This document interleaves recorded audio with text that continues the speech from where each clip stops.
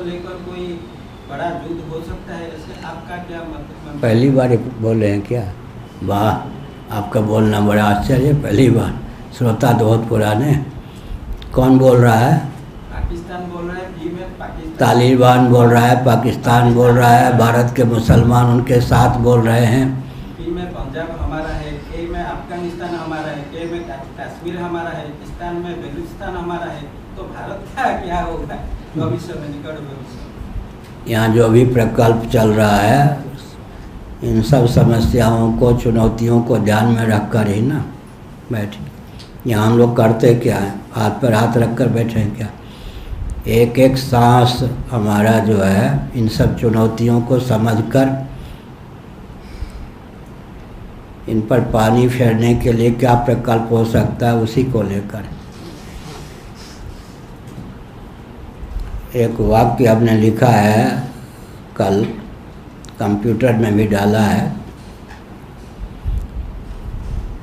किसी के जन्म के प्रयोजन को, अच्छा हाँ क्या है, हाँ ठीक, आरती में जाओ। किसी के जन्म के प्रयोजन को वह स्वयं और कोई दूसरा विफल नहीं कर सकता। क्या? किसी के जन्म के प्रयोजन को वह स्वयं या कोई दूसरा विफल नहीं कर सकता। कंस, रावण आदि के जन्म के प्रयोजन को कोई दूसरा या कंस, रावण विफल नहीं कर सके, तो श्री कृष्ण और रामभद्र के जन्म के प्रयोजन को भी कोई विफल नहीं कर सका। जब वो अपने जन्म के प्रयोजन को तालिबान इत्यादि सार्थक कर रहे, तो हम लोग को हाथ पे हाथ रख के थोड़े बैठे। हम भी अपने जन्म के प्रयोजन को सार्थक कर रहे। गुणा गुणे सुवर्तन्ते, क्या उनका, हम तो कोई ये सब सुन करके बोलते नहीं, लेकिन निकेश जी परसों यंत्र से दिखा रहे थे। एक मुल्ला महोदय बोल रहे थे, किस देश के थे पता नहीं, लंबी लंबी दाढ़ी थी, बड़े अल्लाह की सफाई, अल्लाह के शपथ यूँ करके बोल रहे थे।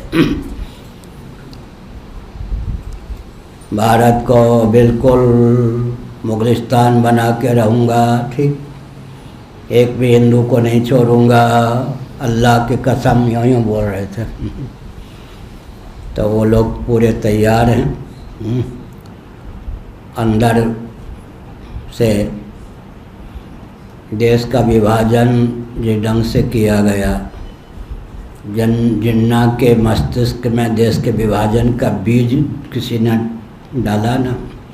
जिन्ना तो एक विशेष अधिकार प्राप्त प्रांत ही चाहते थे।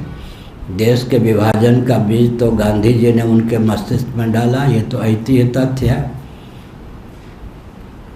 विभाजन के बाद कृपलानी जी आदि से कहा कि मुसलमानों के चरण पकड़ो, उनको भारत से बात मत जानो। ये भी गांधी जी के देन इतिहास है। मैं किसी ने इतना मोटा गांधी जी का चरित्र पढ़ा होगा, हमने 65 साल पहले इतना मोटा गांधी जी का चरित्र पढ़ा है, 1000 पृष्ठ का, 65 साल पहले।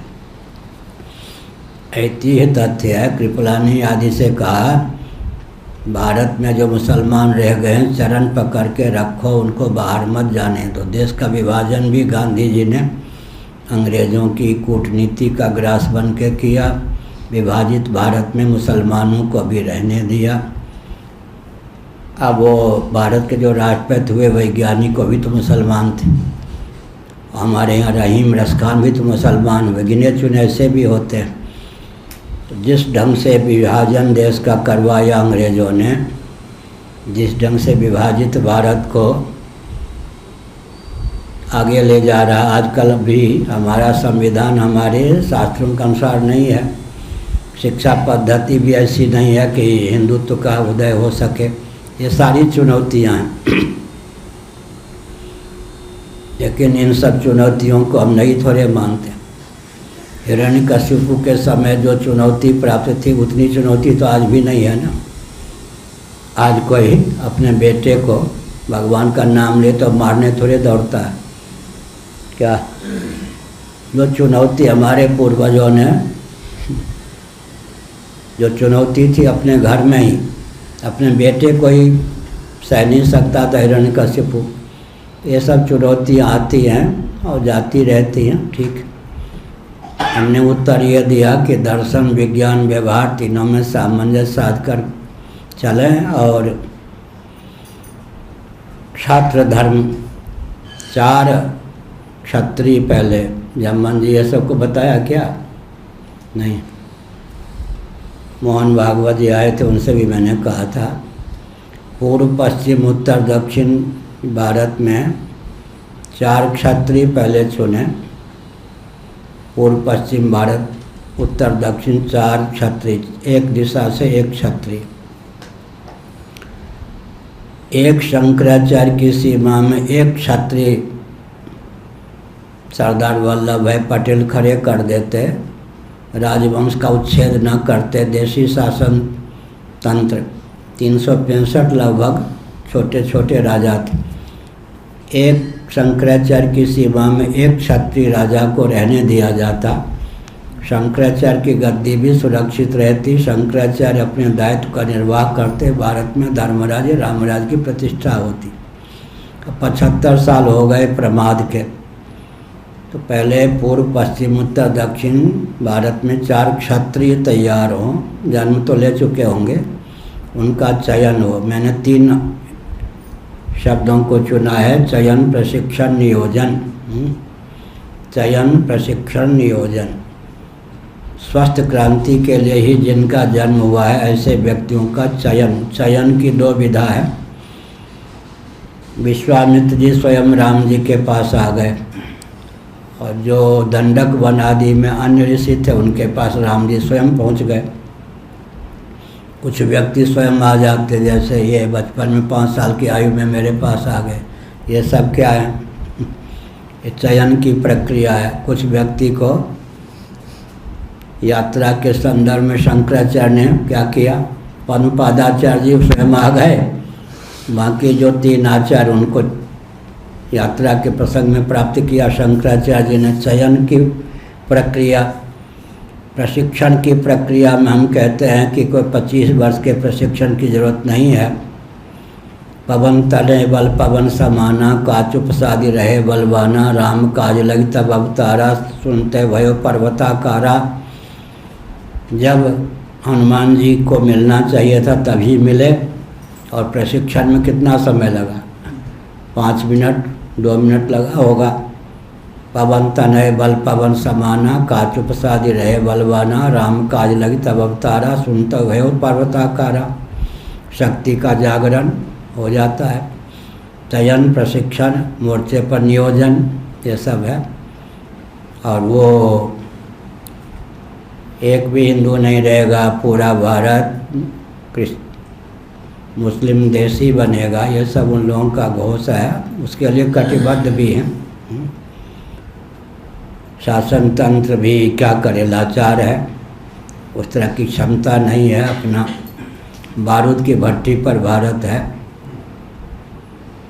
और बहुत विचित्र स्थिति है। एक हिंदू भी काशी में कुछ विचित्र घटना घट जाए तो काशी को छोड़ के जीवित नहीं बच सकता। मेरठ का एक मोहल्ला था जहाँ से एक रास्ता था मेरठ में, जहाँ से कोई घटना घट जाए तो हिंदू प्राण की रक्षा करके भाग सकता था। बिहार के हाथ करगे वाले मुसलमानों को लाकर वहाँ भी बसा दिया गया। योजनाबद्ध ढंग से पूरे भारत को छेका जा रहा है, घेरा जा रहा है। परंतु ये जो नेता लोग होते हैं, जब तक जीवित हैं अपना मौज मस्ती से रहो, इन समस्याओं पर ध्यान देंगे तो हम राज्य नहीं कर पाएंगे। सारी समस्या का ज्ञान होने पर भी राजनाथ सिंह आदि को ज्ञान नहीं है तो नहीं कह सकते ना, सबको ज्ञान है। मोदी जी को ज्ञान नहीं है। मोदी जी का वाक्य भी क्या था मालूम है? गोरक्षक गुंडे, गोभक्षक गुंडे नहीं कहा, गोरक्षक गुंडे। ध्यान गया? गाय को मारने वालों को गुंडा नहीं कहा, गाय को बचाने वालों को मोदी जी ने कहा था गोरक्षक गुंडे। अब समझ जाइए कि देश कहाँ जा रहा। गाय के कष्ट देने वाले, अपहरण करने वाले, मारने वालों के लिए गुंडा शब्द का प्रयोग मोदी जी ने नहीं किया था। उनके वाक्य थे गोरक्षक गुंडे हो गया ना।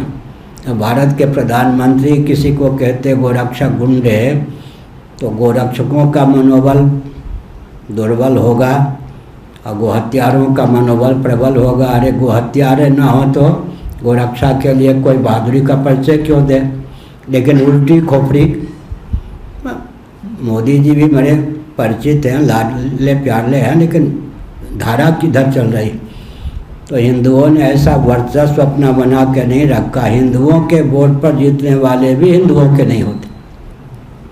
मुस्लिम वोट के आधार पर तो राजनाथ सिंह ही जीतने वाले नहीं, गृह मंत्री भी, प्रधानमंत्री भी नहीं। हिंदुओं के वोट पर ये जीतते हैं। फिर भी परिस्थिति क्या है, लेकिन हम लोगों की दृष्टि सब परिस्थिति पर है। हम लोग सावधान हैं और भविष्य में क्या होना है, कब होना है, इसका भी पता है। तो अंत में हमने उत्तर दिया, किसी के जन्म के प्रयोजन पर कोई पानी नहीं फेर सकता।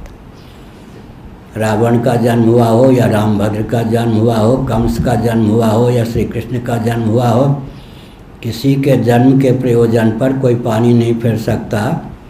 तो भविष्य में प्रलयंकर दृश्य तो उपस्थित होना ही है और फिर बीज की रक्षा भी होनी है। और कोई प्रश्न?